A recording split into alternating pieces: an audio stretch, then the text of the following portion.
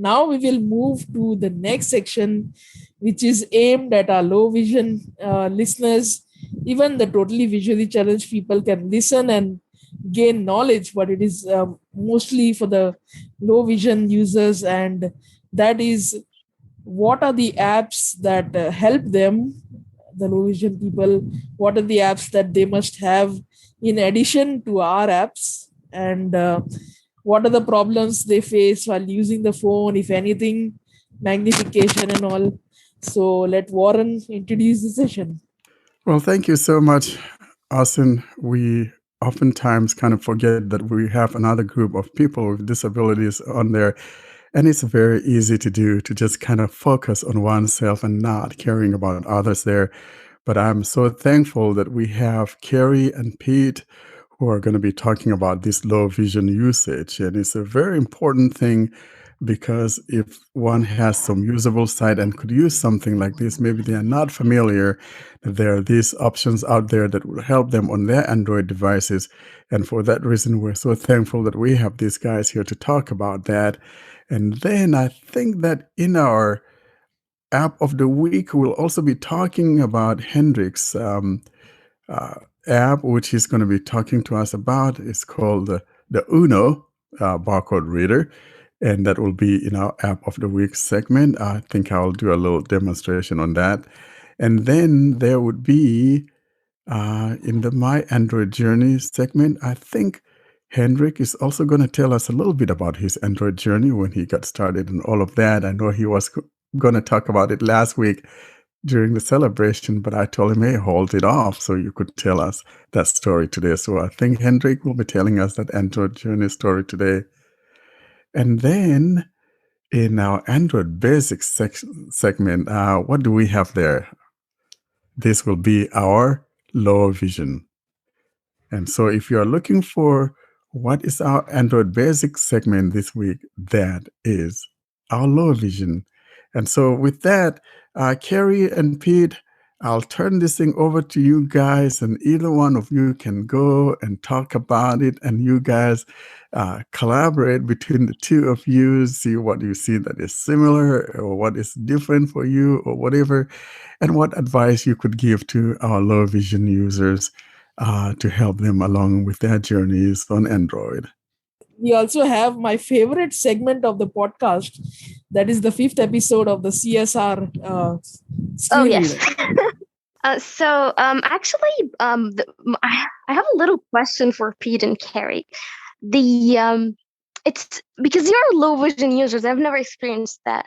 So actually, when you get the phone for the first time, are there any things that you use as a low vision user so you can just use the phone? Are there any resources that you use without needing to install any applications? What stuff are in the Android phone actually primarily without you needing to install anything that can help you as a low vision user? So with Android, at least especially for the latest updates, I would definitely suggest looking at the accessibility settings first of all, because there are actually quite a few things in that you can change. First is font size. Everybody knows about font size. You can increase the font size. However, not everybody knows about display size, and that just changes the scaling of your phone and how apps appear on your phone. So even if you have the highest font size, if you increase the display size, it'll still make everything, not just the font, but all the buttons, all everything on the screen bigger. Basically the layout of the entire phone will be bigger. So that's what I would start with. And then there's also magnification, which is what I use a lot. Probably 70% of the time I use magnification. And so there's a couple ways of accessing magnification. So there is the tried and true way, which is the triple tap with one finger. And these are all options you can change. And so you would triple tap on the screen and it would increase, or it's like Windows Magnifier or Zoom Text or any screen magnification software that you've probably have tried if you are low vision.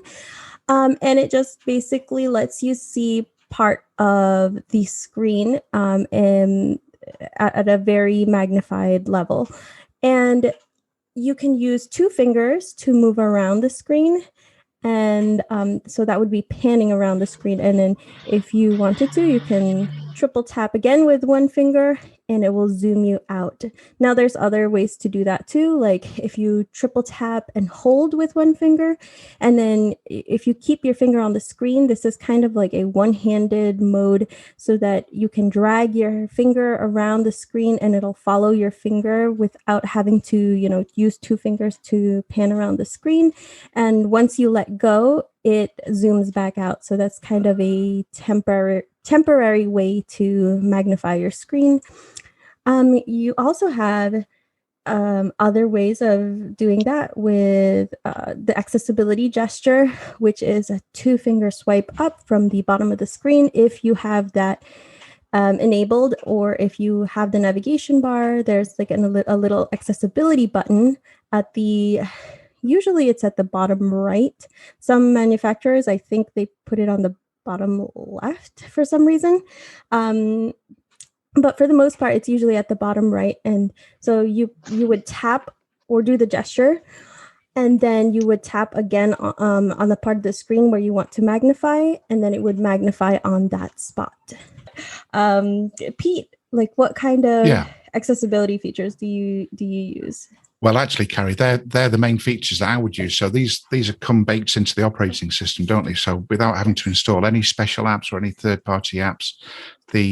Also, I like to set the system theme to a dark theme. Oh yes, yes. And that's kind of a personal thing, isn't it? Some people prefer a dark theme, some people prefer other, and there's other themes available as well. And a lot of the modern apps these days that all have their own themes, they will look to see what the system theme is and automatically change their theme to match what you have for the system theme. So that's good.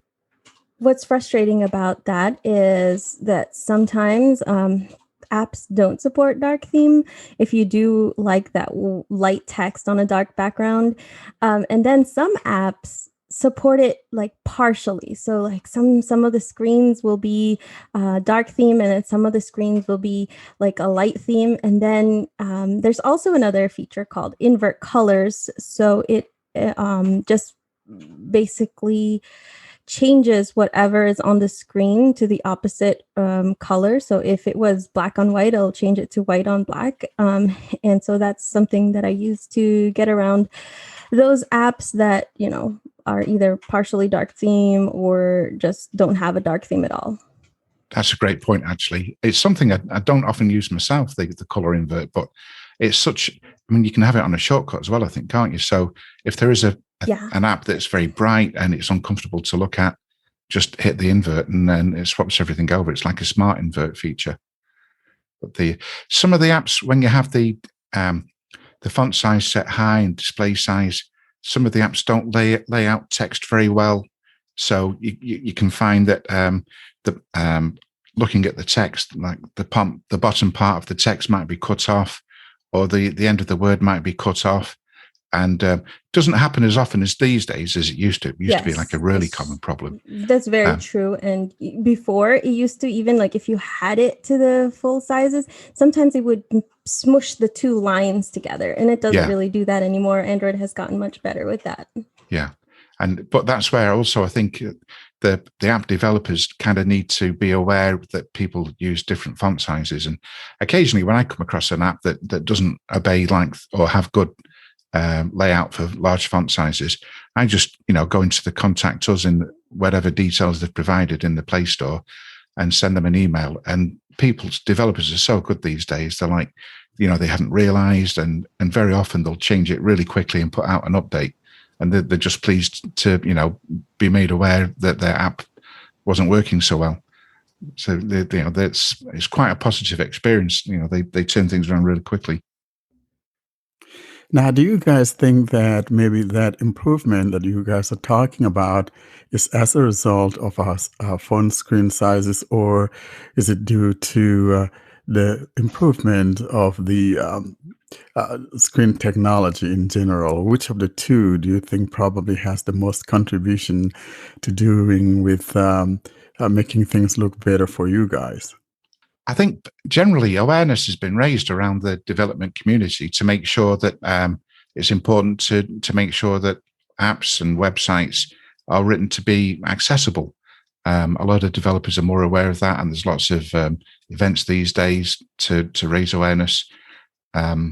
So I think definitely improvements in the Android operating system, when they brought in font size changes a few years ago, and then a couple of years back, I can't quite remember, when they brought in display size, so you could make the display size larger. That really made a big difference. That was like a big help. And then you kind of have to use the magnification less often, because you've got the large font size and large display size baked in. Funnily enough, that the higher resolution that screens become, quite often that means the default text size just gets smaller and smaller, because the screen is so sharp and precise, and like 4K super high resolution. So and this happened with PC screens as well, that when graphics cards got higher and higher resolution, actually the text on the screen just gets smaller and smaller. So straight away you're having to increase the magnification size or the font size. Well, what's good, like you mentioned, is that we do have the scaling options with the display size, and especially with Windows. I remember getting a new laptop like that, and at least what's really good is that Windows actually got on board with scaling, and still not everything works perfectly with scaling, whether it's on Android or Windows, but it's definitely gotten better. And when it comes to screens, I would definitely say that like the improvements that they have made to screens have made a bigger impact than something like resolution. I think, like, just if you imagine back when there were, what is it called, CRT or something screens, and all of that, and LCD screens, and just things with backlights, they just aren't as good as something like OLED, which is has so much more contrast, and which is really helpful for somebody with low vision. Yeah, that's a great point, because blacks are nice and black, colors are more vibrant. Exactly. Yeah. It just makes everything pop more and easier to see. Now, I got a question for you guys, and then Miriam, you can, and this is probably also building up on the question that Miriam had earlier on. Now, so as a blind person, no, as a low vision user, I should say, you got a new phone and you turn it on, of course, so you're going to enable that accessibility, just like those of us who don't use screen magnification or are not low vision users. And so you definitely would have to turn on that accessibility, because the screen reader is part and parcel of that low vision use as well. So when you do that, then where do you go from here? Is there, I know on my phone, there's an accessibility, whatever in there when you turn it on, when you turn on that, accessibility, so that one could choose whether you want to do a low vision use, right? Is that the experience for you guys? Or you don't turn on the speech part at all? I don't really use speech that often. I find magnification works best for me. It's like a super personal thing, isn't it? Because everybody's vision is different, especially in the area of low vision. But sometimes if there's a lot of text to use, I'll use speech then, but maybe using something like Read Aloud or Immersive Reader in the Microsoft products. I tend to use that sort of speech, kind of the in-app speech, as opposed to the talkback mechanism. But but what I'm saying though, so you got a new phone, and when you got this new phone, how do you go about enabling that low vision use without bringing up speech? So personally, I actually turn talkback on because I have to look at my screen quite close. It messes with the the light sensor, and because they automatically turn on adaptive brightness or auto brightness when I put my face closer to the phone, it just dims the screen, and then I'm like, oh, come on. So I actually end up turning talkback just enough for me to turn on magnification, and then I turn it off. And then from there, I'll go ahead and set up the rest of the phone. But that's one frustrating thing. There's a shortcut to turn on talkback, but there's no shortcut like for somebody with low vision who wants to turn on magnification or wants to turn off the auto brightness. Like when I was setting up my Pixel 4a 5G, there was no button that I could check or uncheck to turn off adaptive brightness. And that was really frustrating for me. I had to set up the whole phone first, and then I could finally turn off adaptive brightness. So in other words, it's like what I was saying, there's no way for you guys to, from the get-go, turn on all that low vision use without actually enabling everything, including talkback first. You can, if you can see the screen. Oh, okay. So there's actually a place on there that says, turn on, maybe magnification without bringing up yes, the accessibility. You know what I'm talking about. So I bring up my phone, and for me, I hold down those two volume keys to turn on accessibility, which would actually turn on the screen reader. Now, so for a low vision user, what gesture do they use in turning on that low vision use? Or is it automatic to where when you're on the setup screen, there's a button there that says, hey, if you're a low vision user, tap this button to enable that low vision There's use? a button that says accessibility settings, and then you can pick the settings that you want to enable.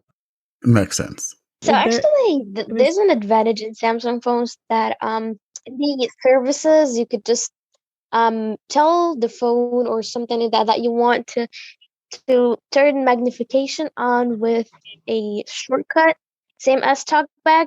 I actually have just checked that it works, and I think that doesn't exist with most phones that I've seen other than Samsung phones, which is great for low vision users, I guess. Yeah. Because I think that what happens when we turn on our accessibility as screen reader users, we find that button that says, accessibility settings. So in other words, that button is there all the time. When you boot up the phone for the first time and all of that, it's just that because we don't see it as screen users, the only time that it becomes visible to us is when we have our talkback or screen reader going on. And so that totally makes sense from the explanation that you've made, Carrie. And, Miriam, I think what you are saying, Samsung has a lot of good stuff going on that sometimes we don't give it enough credit for. And for them to have that, I think that's a great feature. Yeah, it is. So, my question is actually to you both, Pete and Carrie, as low vision users. So between all the operating systems that we have now, like I know we're talking about Android here, but I'm just because you, Carrie, talked about Windows and also Android as well. So between all the operating systems that we have at the moment, do you think? I mean, which one of them is actually the best in low vision use for? Oh, that's such a great question. Well, I used for the last few years, I was starting to use Linux more and more because I'm kind of have a technical background, and at the moment I'm going to university studying computer science. So Linux was kind of like the way to go. Some computer people think you've got to work with Linux, and it's got great benefits. What I would say when it comes to accessibility, Linux is okay for magnification, but when it comes to screen readers, there's one called Orca, but like the quality of the voice is so poor, and it's like kind of like a very basic screen reader. I need to be careful because I'm not a screen reader user myself, but over the last 2 or 3 years, I've found that Microsoft have made so many improvements to Windows 10 magnification, but also in their products, things like Microsoft Edge and in Office, that I found that very often when I go to a computer I'll boot it up into Windows rather than Linux. So I'm finding Windows 10 is kind of, at the moment, like my go-to operating system. I don't know what you use, Carrie. So I definitely tend to go with Windows if it's PC side, and then Android when it's mobile side. It's difficult to compare like Windows and Android because they're used for such different things. I find that, if I actually want to get a lot of work done or things like that, and I want to be more productive, I definitely like having a keyboard much better. And, Android, my phone is more for, I don't know, social media, taking pictures. I don't know, like smaller things that aren't as in depth as something you would do on a computer. And it's also something that you can carry around, whereas like a computer, I think might have a lot more accessibility features with Windows Magnifier, and like you can change the scaling a lot more. There's much more customizability, and the screen readers on a Windows is definitely probably going to be better than any screen reader, whatever screen reader it is on mobile. And it's could be more efficient, but at the same time, I'm not going to carry around a computer everywhere I go. So I think they're both really good and for their own purposes. Yeah, I would like to agree with you guys because I think that when we talk about that productivity, and I don't care who you are, there's nothing like having a computer is easier to manipulate things, and most especially you have that real huge screen real estate for low vision user. You could see a whole lot more on there that you could ever on a little screen. So that totally makes sense. When it comes to me doing something like, hey, I'm writing like a presentation or doing something like that, I'm not going to be going for my mobile. I would be going to my laptop to do such a thing. So definitely it makes sense to me that would probably be giving you guys more of a good, better place to work with than it would be on a mobile device. And I've found recently, for years, like when I was at work, there was I was given a PC with some software called Supernova on it, and then also, which is like a third-party app. And then also I've used Zoom Text, and these are apps that like magnify the screen and they'll smooth the font, because the more you magnify them, sometimes you kind of like start to see the jagged edges on the fonts. But in recent years, the built-in magnifier, Windows magnifier, has got so good that I tend not to use those third-party products, because I know that when I go to any PC, like at work or like at university or something like that, that the built-in features are always going to be there. So I'd rather use those because I know they're going to be there and I know how to use them. Yes, I definitely agree with you, Pete. I used to use Zoom Text 100% of the time, but just with all the recent updates with Windows Magnifier, there are still a few things that I miss with Zoom Text. Like, we have on Windows invert colors, and I do miss invert brightness, which keeps the colors the same, but just reverses how bright things are. So I kind of miss that. But at the same time, Zoom Text and Supernova were just so intensive on the system, and it would just bog everything down. And, a lot of the time, it's just so much smoother to use something built into the system, and it's just a lot lighter. Yeah, absolutely. Those apps that you mentioned, the Supernova and the Zoom Text, they were like really intrusive, going deep down into Windows. Yes. And sometimes it'd be quite difficult to install. But then if you're on a Windows update a few months down the line, then they might break or the whole computer might. And then you have to buy the new license because they don't support the new Windows. Yeah. Tell me about that. So for me, though, I would say that I am a hybrid user because I use magnification, but a lot of the time I do, start JAWS or NVDA. I'm still not very good at it, but I can use it because, a lot of the time, for me, it is just a lot of eye strain, and I do encourage, people who are low vision, if you're looking so much on your screen and it's just a struggle, and if you're magnifying so much that you can only see a tiny bit of your screen, I still suggest that you try at least a screen reader and use both of them if you want to, but it definitely helps with efficiency. Yeah. So we actually have talked about the basic things that you just turn on once you get the phone. But what are the applications that are in your priority list when you get phone? You just, okay, this is the first application that I'm gonna install as a low vision user because it's really important. On Android. Well, I used to have a desktop magnifier here at home and then also at work, which was a separate piece of hardware and like super heavy and expensive, like $2,000 or $3,000. And in recent years, I found I barely ever switch it on because there's so many apps now available on Android. Things like Google Lookup, where they'll scan a document for you and then read it back to you.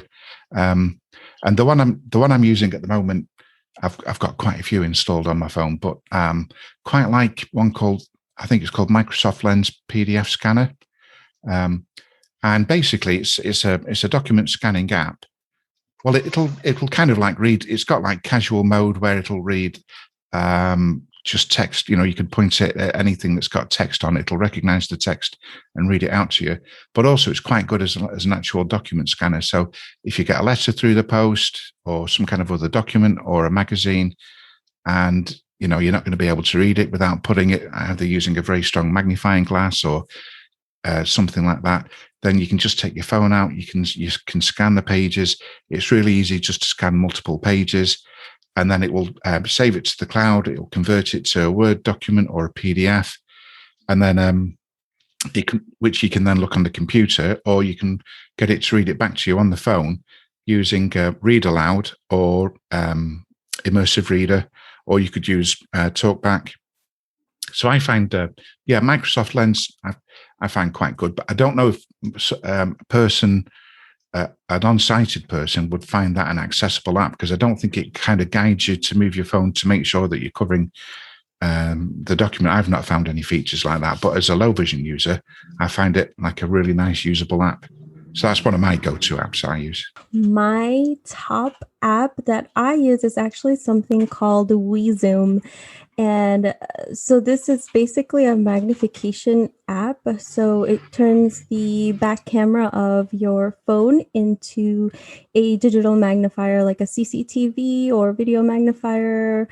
There's a lot of names for it, but basically it uses the back camera and then you can zoom in, and it's,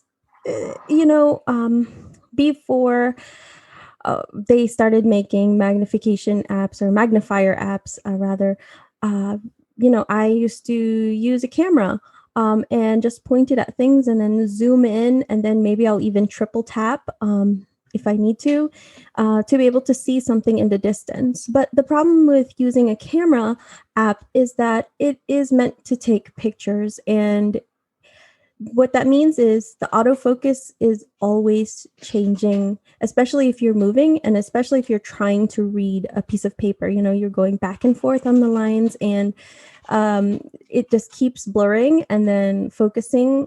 Even now with the autofocus as they are, it still does that because it wants to get like the perfect focus for you to snap a picture, not for you to move around.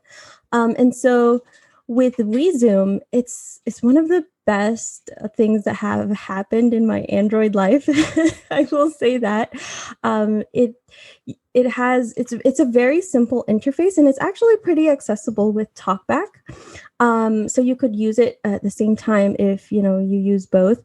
And it has a flashlight. It has different color themes. So you can use the white on black or black on white or yellow on black or black on yellow, or sometimes people like the yellow on blue or blue on yellow. And there's quite a few different color filters. And, basically, if you've ever tried something that is a separate product as a video magnifier, whether it's something like the Ruby, anything from Enhanced Vision or Freedom Scientific, or any of the $500 to $1,000+ dollar devices, maybe even $2,000. Yeah. I'm talking about the handheld ones.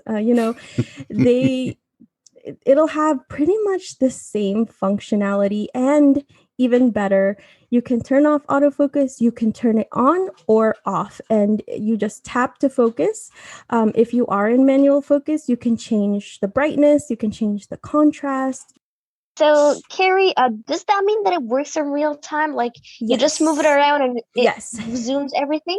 Exactly. Okay. But it's just amazing, isn't it, how the technology has changed from having dedicated hardware that takes up half of your desk and is so heavy to try and pick up and move into a different room, to now be able to use a smartphone. And very often these apps are free, or maybe there's just a small charge to, like a one-off fee just to pay for the pro features or something like that. But and then you can keep the phone with you whenever you go.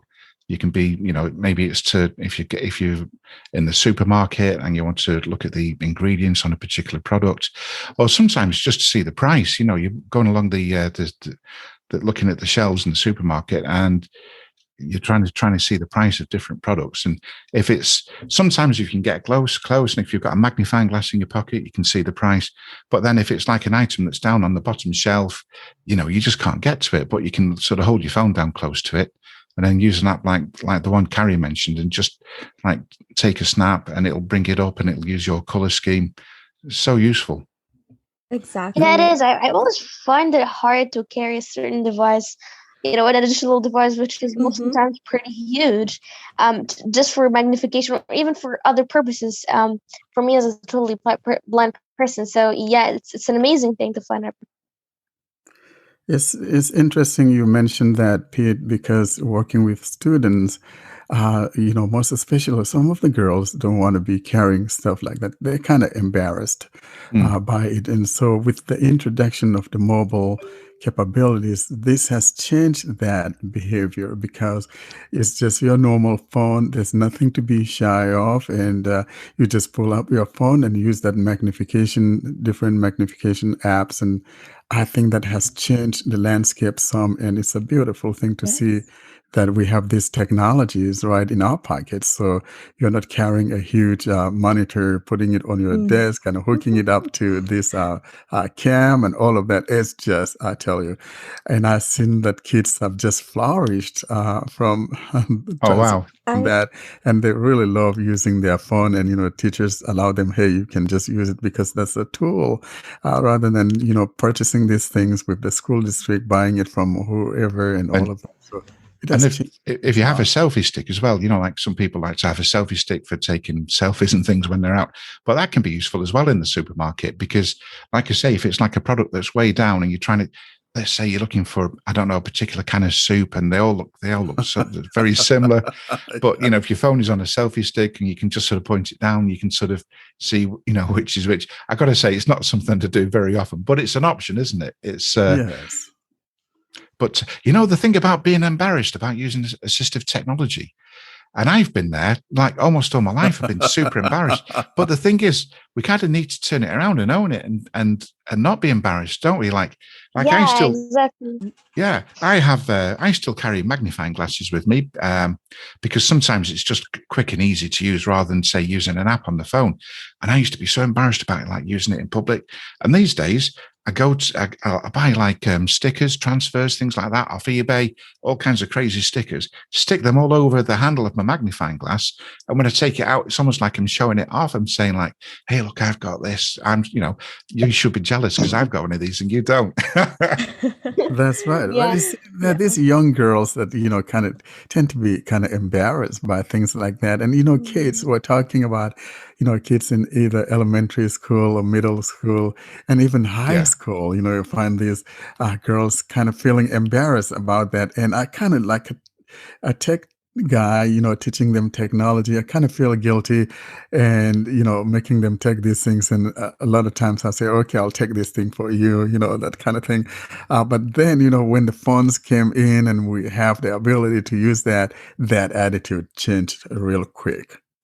Because I mean, when I was young, I used to be kind of embarrassed of my white cane, and then I'm like, okay, no, I can't. I just can't be like that. I can definitely relate, Mariam. I can Yeah. definitely relate to that. And yeah, but it's just nice not having to carry so many things, everybody has their phone and it's just, it's already built in and you have all these tools right on your phone and you don't need to have a separate device. And Pete, like to what you were saying about using a, still carrying around a magnifying glass. So for me personally, magnifying glasses don't work, but wow. So, it's kind of annoying to have to like launch an app or like use Google Assistant to launch it or something. So actually what I do, I use something called Button Mapper, and I'm sure some of you have used it or something like that. But I have set it so that if I just press and hold the volume up button, it'll just open WeZoom. And so that's how I kind of get around to doing it faster and opening it faster. Because sometimes I use it to see, okay, where did my son go? So I have to be able to open that thing pretty quickly. So I just unlock the phone and then press and hold that and it launches it right away, which is just really helpful. Yeah. This has been so great, guys. Thank you for this wonderful segment on magnification, low vision users, which is our focus today, really. And, if you guys have any closing remarks about this segment before we move on to the next segment, that would be great. I have at least one question for Carrie and Pete, which is a kind of, I like to ask some strange questions, and mine is this.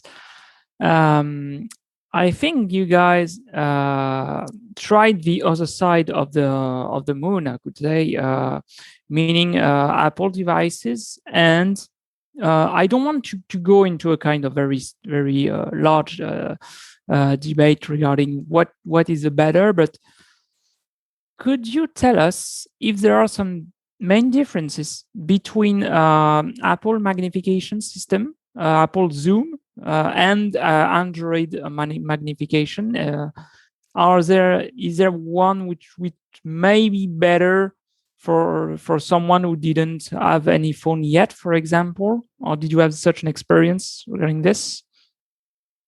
Well, I used an iPhone last year for about 6 months because all the time the podcast, it was kind of before I discovered this podcast, and I thought, oh, you've got to go for iPhone if you've got a visual impairment because there's so many accessibility features. So I used the magnification built into it, and it's kind of similar to, slightly different but similar with Android. And I'm not sure there's a huge difference that I found, but the big difference that I found was when I set the font size to the large font size, I found that actually far fewer third-party apps respected the font size setting.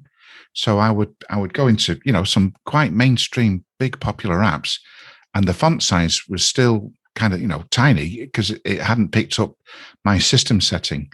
And I was amazed actually that so after 6 months, I kind of gave up. It was so difficult to use. Went back to Android, sold my iPhone on eBay, went back to Android, and just as soon as I enabled the large font size and then started installing the third-party apps, I just found so many of them, respected the setting that I had in my system settings and just displayed fonts in those large fonts. So for me, as a low vision user, using magnification and not so much speech, Android was a much better experience. That was my personal experience. So I agree with Pete.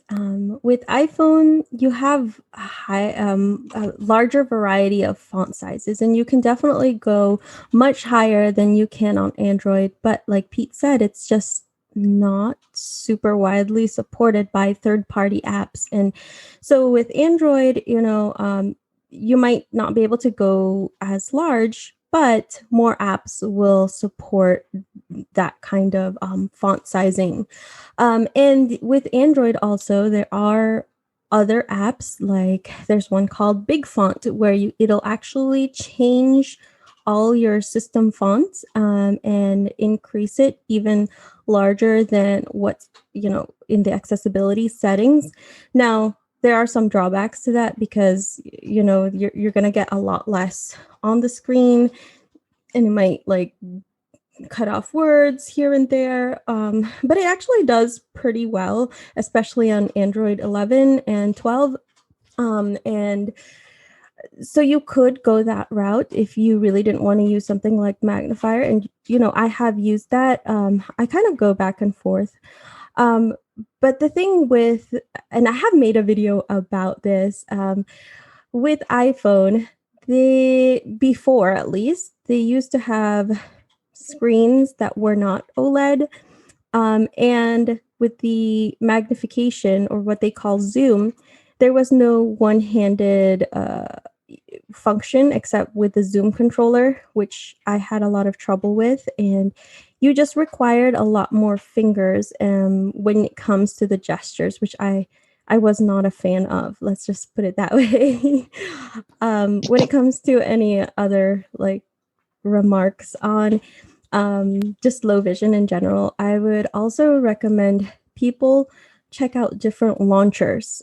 So if you have like something like the Pixel launcher, they have different options for how many icons you want on the home screen, whether it's 5x5, 4x4, 3x3, or even 2x2. And a lot of different launchers have that, like Nova launcher and those are the two that I've tried. So I'm sure that, there are others out there that will allow you to do that. Oh, and Big Launcher as well, which is just a simpler way of using your phone, whether you're low vision or a senior. And one really cool thing about Big Launcher is that there's an option in there that you can press and hold on icons or anything, basically, and it will read it out to you.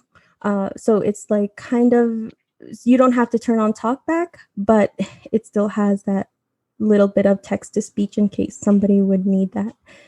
And I think that's pretty much it for low vision that I can think of, unless anybody else has any more questions. Well, thank you so much, guys. I think this has been great.